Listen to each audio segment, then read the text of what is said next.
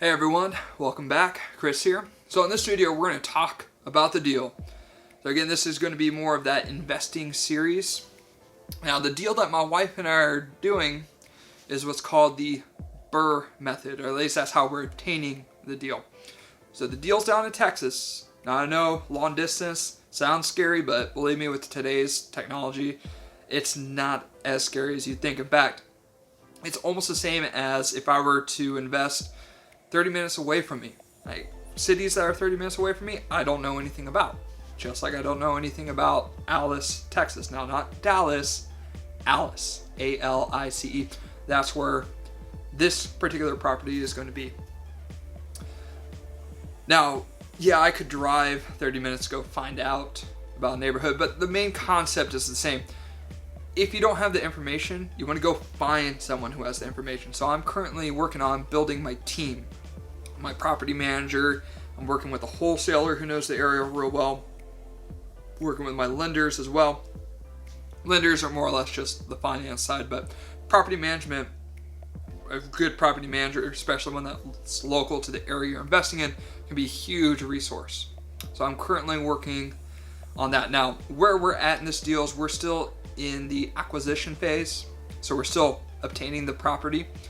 What we've done is we actually borrowed against my wife's 401k just because we didn't quite have the money to have money for reserves.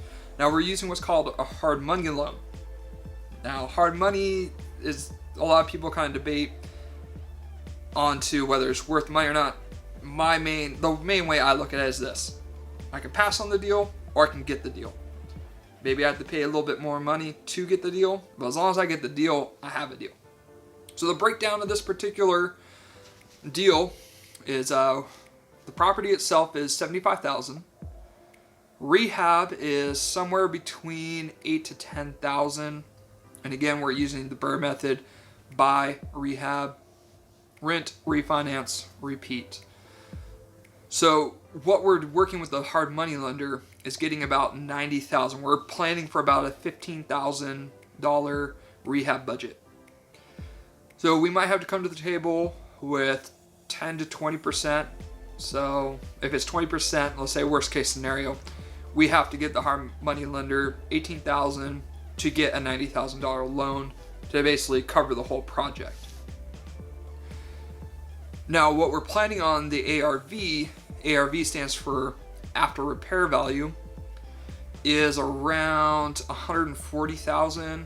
Could possibly be $150,000, could be $130,000, could go either way. But we're ideally looking at about $140,000. Now the concept to this is once we get a renter in there, we'll go and refinance. And once we refinance it, a lot of lenders will refi at about 70 to 80% of the ARV, again, after repair value. So looking at about, let's say 70% of 140,000, that's somewhere around 110,000, we'll say. So if we're able to refi at 110,000 and we borrowed 190,000, the concept is after we pay back the lender, we'll be taking an additional 20 grand out of the deal. So we're going to come out 20 grand on top to go and repeat the process. Now that's kind of ideal scenario right there. Worst case scenario is that appraisal comes in low. Maybe when all said and done, we're out, let's say 5 grand. Well, spending 5 grand out of pocket to get a cash flowing property is a win in my book. I might lose a little bit of money on it, but I can still have enough money to go and repeat that process, at least in my circumstance. Now, I made sure to run the numbers, and what I did is I used a calculator over at biggerpockets.com to make sure I'd be cash flowing. So cash flow doesn't mean the rent that's coming to you, because there's other factors, expenses. So cash flow is what you make after those expenses. So in our case, we have the mortgage. We're planning about, I want to say 10% for vacancy. We're planning about 5% for repairs and only 3% for capital expenditures. Now, the reason why it's so low on capital expenditures is because we're completely replacing the roof. We're not really going to have to plan for a new roof for another 20 years. Now, capital expenditures are for those big ticket items, such as the roof. That's what you want to set aside money for. So after we set aside all that money and pay the mortgage, we're looking at cash flowing $200 a month. This is a single family home.